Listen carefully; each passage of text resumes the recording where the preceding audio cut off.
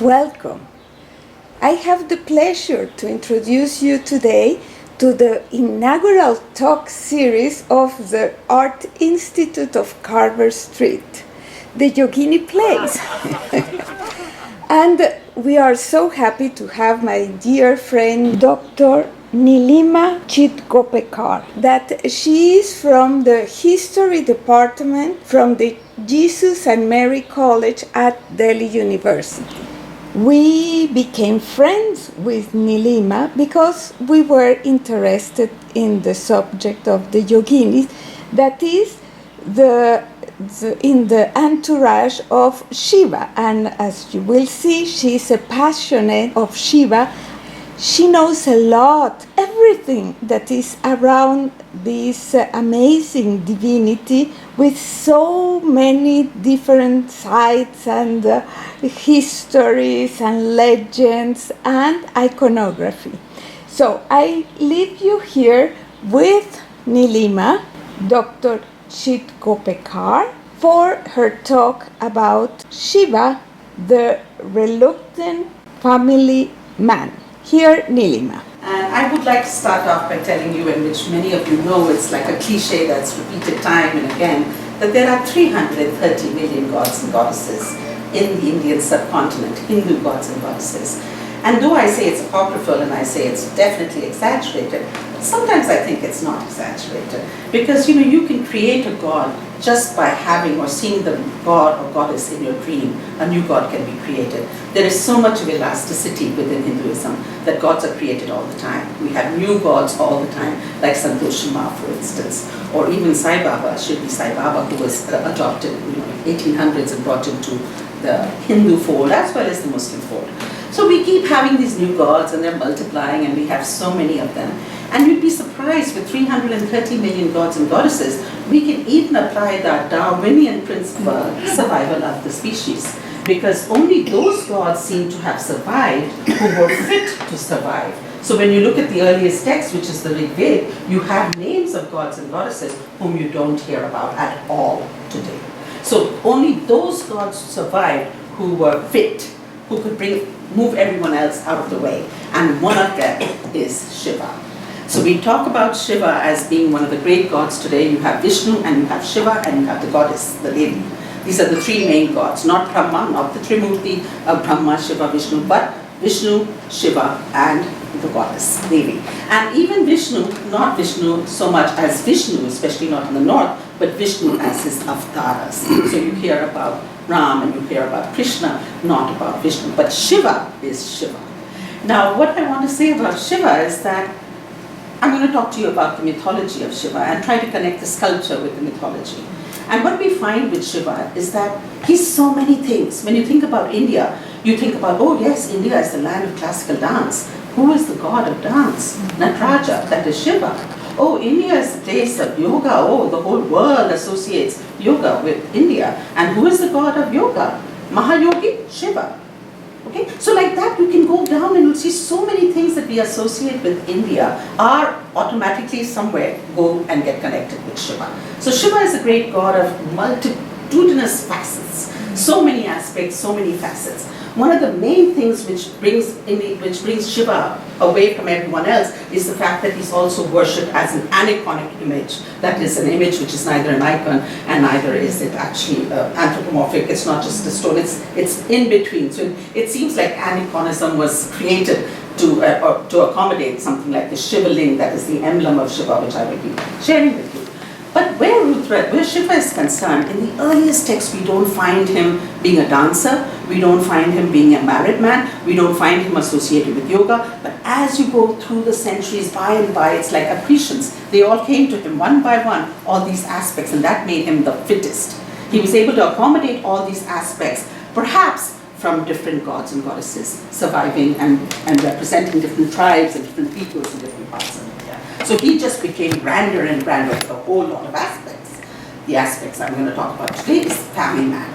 He is one god who you see represented with Shiva Parivar, that is Shiva family. He's one god who has a family. He has a spouse, which other deities also have, but he also has two sons, Ganesha and Kartikeya. But it doesn't seem like Shiva always wanted to be a family man. In fact, when you see him earlier, in the earliest text, he's hiding behind the mountains, he's scaring people, he's almost malignant in his anger, and everybody's saying, please don't come to me, and when you're taking out your arrows to shoot it at me, let it be directed to somebody else, but not on me, because he was maleficent in a way. He was sort of like an angry god, whose worship was only through appeasement. But then by and by you find that he is coming slowly towards marriage, and they're saying that a very powerful god like Shiva needs to get married to a powerful goddess to remove all kinds of demons who are surviving in the celestial worlds. And that is why Shiva is brought close to Parvati or Durga as a spouse. But to begin with, he is just a single man enjoying himself, smoking hashish, having a nice time going into the mountains. He goes into the mountains, he goes into the forest, he needs to keep recharging himself. Such is his energy that he gives to the world as being the god Shiva, that he needs to remove himself from this world and go into the forest and do his tapas, and by which he creates the wonderful energy, creative energy within himself, and then he creates and helps the world as a savior, not just as a destroyer. So this is what Shiva does. And what I find very interesting is that you see, therefore, since I just mentioned that Shiva gets attributes from different deities from different parts of India, you will see a multiplicity of Shivas, which I want to show to you just now. I will first show you Shiva as a single man, not married, and all the manifestations, various manifestations that we have there. So you can see this is a very early image of Shiva. So he has the matted locks of an ascetic person. When we talk in terms of hair being matted, hair plays a very important role in all cultures, ancient cultures, especially in India. How your hair is shown, is it open, is it matted, is it bald? It represents various religious practices. And in Shiva's case, his matted locks represent, his dreadlocks represent someone who has renounced the world and is not bothered about cleaning it and washing it and keeping it braided or whatever. So he has his matted locks, and this is a very interesting, sitting in a what is called Ardha Padyanak, a very important regal style. And he is what we can see over here, and what is a euphemism for the male sex organ being erect, he is epiphallic. That is very interesting for me to see. You will rarely find images of Shiva seated in this way with his very, very prominent phallus.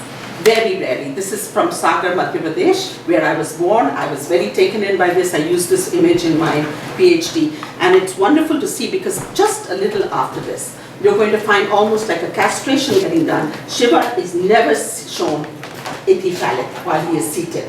It is very, very rare. So this is one of the earliest images of Shiva, and you can see he has a tiny waist. In the scriptures we are told that Shiva's body, the waistline should be sinhakati, that is like a lion-waisted person. So he has a very slim waist, and he has the beautiful face, lovely eyes closed in meditation, his Jatamakuta. Yes, next one. Now, having seen that, now look at this. Approximately the same time, that was 6th century, this is 5th century, this is him in his Bhairava form. And this is from not too far away in Uttar Pradesh. So like I'm saying, every region you walk a few miles and you have a different image of Shiva. And when you go there and you ask, who is this? They'll say, this is Shiva. And so this doesn't look like Shiva. No, this is in the Bhairava form. No, this is in the Nataraja form. No, this is our local form. This is our village deity. This is Shiva as our deity. And that is the beauty of Hinduism, that you can actually create your own god, and you can also have the autonomy to choose your own Ishtadevta. You can actually create your own god and say, this is my desired god, and this is it. Nobody is going to question you, nobody will put you in jail for that, nothing. Next one, please. So here again you have an image of Shiva with his Trishul, which is always with him, but you see he is not epiphallic here. This is of a later period. Then next one, this is Shiva in his Sadashiva form. Now, we hear about how the British, when they first came to India, they were horrified at the multiple limbs that were there in gods and goddesses. They couldn't, they couldn't get their head around it.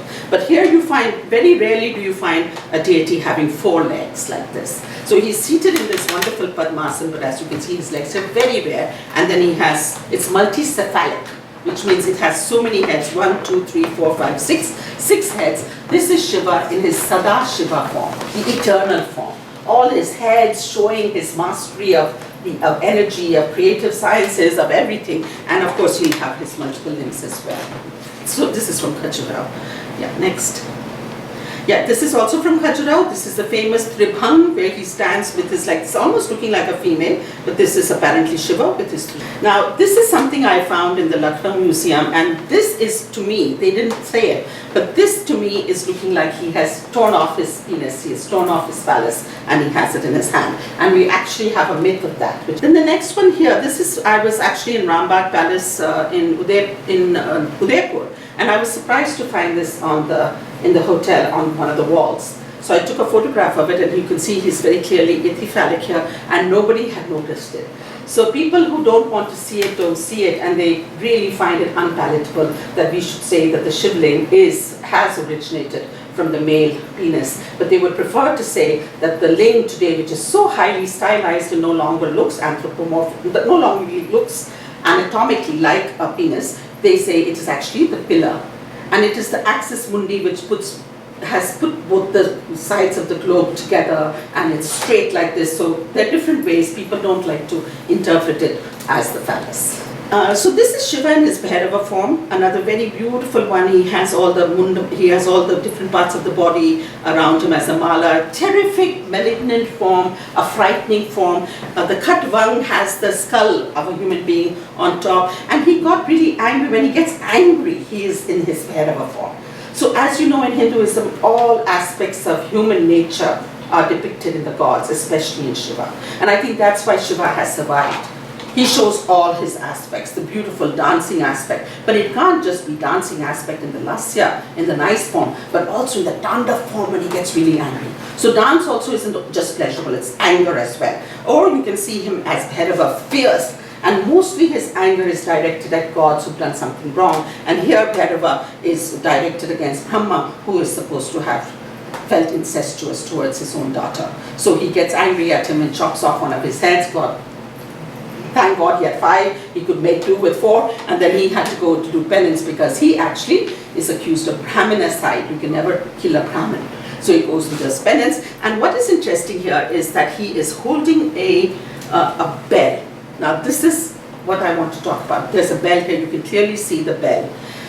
When the Chandalas, when the untouchables, when the lowest caste were to enter a village, they had to make the higher caste very much aware that they were coming.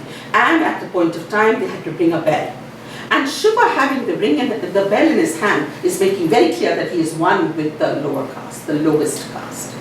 And he is sort of like subverting the whole Brahminical thing. That see, I am the Brahminical orthodoxy.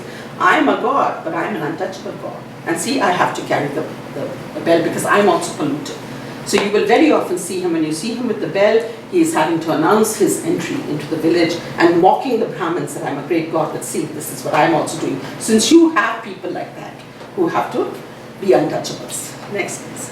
Beautiful. Now this is Shiva again in Khajuraho. You can see his various hands, you can see his Trishul, a beautiful image of him, which is a very typical image. And then you come to him, you can see this wonderful thing, Stella, we were talking about it, the tree, the banyan tree. This is specific of Dakshinamurti. It's called Dakshinamurti. That is the Murti that is facing the south. Southwards, we find it out actually more in the south of India, but also he's facing south. South is this direction of death in India, but he is imparting knowledge. So the whole idea of death is associated with Shiva. He is also called Mahamrityunjaya, the one who conquers death. So he makes you feel comfortable about death through his mantras. So here we find that he is talking about the agamas, the shastras, the literature. He's imparting knowledge as Dakshinamurti. Say that these two gods survived, Vishnu and Shiva, only because they sort of manipulated their pantheon. And Vishnu survived only because he started having his incarnations, starting with the Matsya avatar, okay, and going on to Buddha. The Buddhists don't like it that you say that they are avatar, that the Buddha is an avatar of Vishnu. They cannot stand it. But the Hindus, the Brahminical world, brought even Buddha in as an avatar of Vishnu. And then Vishnu had Ram, Krishna, must have been gods of different localities. The cowherds, Krishna, Ram, hero, someone who may have lived around, but when he was deified, they associated Ram with Vishnu. He was not deified in the beginning. You look at Valmiki's Ramayana, he is not deified in the earliest text. And then he's deified and he's one of the avatars of Vishnu. So Vishnu survived only because he had the avatar system. Shiva survived because he had the family system. He adopted the family system and he brought powerful gods like Ganesha within his fold. Otherwise, he may have, it may have been a little risky at a particular historical point of time. Now, he has only one incarnation, Shiva, and this is Lakulisha. Very much the phallicism is shown. Lakulish is always with the Laguda, that is a club, and because he's clutching it so tight, we as his free students, we see this clutching of it tight, indicative of there being cultic tension between the Buddhists and probably the Buddhists, the Jains, the Vaishnavas, and the Shaivas.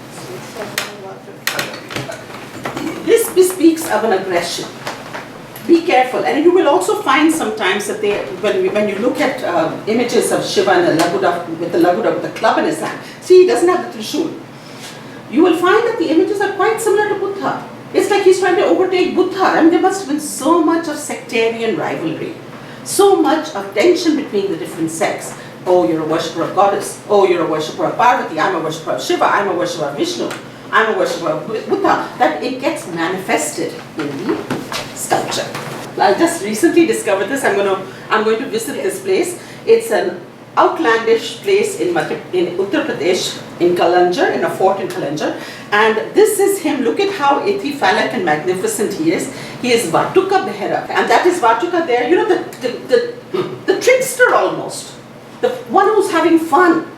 The slightly naughty one. And this is him, like just excited. And he's Behera, so you can see the mala here. The necklace is made out of skulls, human skulls.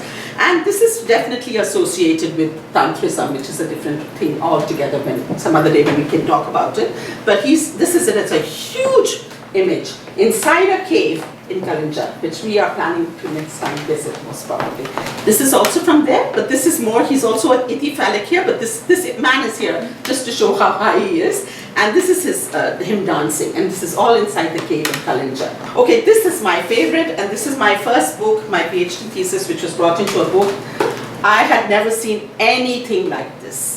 And I wanted to know what his name was. And nobody knows his name because there is no label here. He's about 7 feet high. What the people around that area, Tala Bilaspur, which is today in Chhattisgarh, because Madhya Pradesh has been divided into Chhattisgarh, so it's in Bilaspur. What they said about it is that this is a form of Shiva.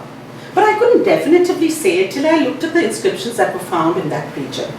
So I looked at the inscriptions and they are constantly talking about a god called Vankeshwara. Vanka means robbers, bandits, and the god of the bandits and the gods of these peripheral people.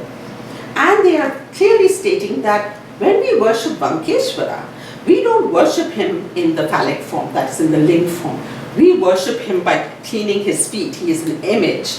So I got onto that, and we can't say anything definitively, but I have said that perhaps this is the image of Vankeshwara. It goes back to 6th century AD, and it is very interesting because there's a conglomeration of different animals and creatures. So his head is turban of snakes, and then his nose is a crocodile, his mouth is a crab. You can see 2 peacocks over here, and his penis, believe it or not, I don't know what kind of sense of humor does ancient Indians have. It's a tortoise. In and out. I mean, really. When I got to know that, I said, really? Tortoise, they had a sense of humor. And then these faces, I remember I was giving a talk many decades long ago when my favorite nephew was tiny, and I was saying, I don't know what these faces are. He's saying, happy. Mosi, they just show that they're happy people over there because, you have these. And I think Stella said that these are representing different parts of energy of the body. What is interesting is that near the tortoise is 2 bells. Yes. So when he's Yes, so actually Stella has gone there to see this. You may be having some nice slides of this. Tala Bilaspur, Vankeshwara. Yeah. Okay, this is a beautiful image of Shiva dancing. There's Ganesha standing with him. Ganesh sort of like made Kartikeya go away. Kartikeya, that is Skanda, is also an important, Murugan in the south, is an important son of Shiva and Parvati, but you rarely see it in the north, very rarely. Next. This is of course a Sadashiva, again all the heads of the greatness of Shiva you can see here, but pendant penis, not ethephalic. Next. This is him as Mahayogi. Now, very often they were so interested in the body of the human being that you find the ribs being depicted constantly. That, that's how much of tapas, that's how much he's renounced everything that his ribs are now showing. This is Shiva as Mahayogi. Very early image. This is Shiva with Matrikas, the 7 goddesses, the 7 powerful mother goddesses. He's often seen, before he is seen with Parvati, his wife, he is depicted with these women called Matrikas, that means mothers, and he is dancing with them, playing the veena with them. Ganesha is not here. This is only with Shiva. Yes, next time. Okay, now this is in Rishikesh. Har Ki Pauri. Har Ki Pauri, it's a place called Har Ki Pauri, a very high, more than 100 feet high image, 100 meters high image of Shiva. Now what I want to show over here is that unlike Vishnu, who had to don beautiful silken robes and jewelry, Shiva has maintained his hoary past in his attire. Look at the way he's donning a tiger skin skirt. It's either tiger skin, elephant skin, or antelope skin. Look at the way he carries the trishul, which must have helped when we harken back to a period of hunters and gatherers. Okay, so tiger skin also. Why do you wear a tiger skin? The animal that you destroy, you wear it as a trophy. You eat the flesh and you wear it as a trophy, or you sit on it as a trophy, like they do even today. You go to the old homes and they'll be displaying all the bears and all the tigers and all this on the walls. So Shiva is wearing that. He has not been a deity who needed to be looking magnificent with gold and silken robes. He maintained the history on his person by having the trishul, by having the snakes which are tonic and associated with the with the ground, underground, by having the crescent moon, which is also darkness, niriti, and also by having the tiger skin.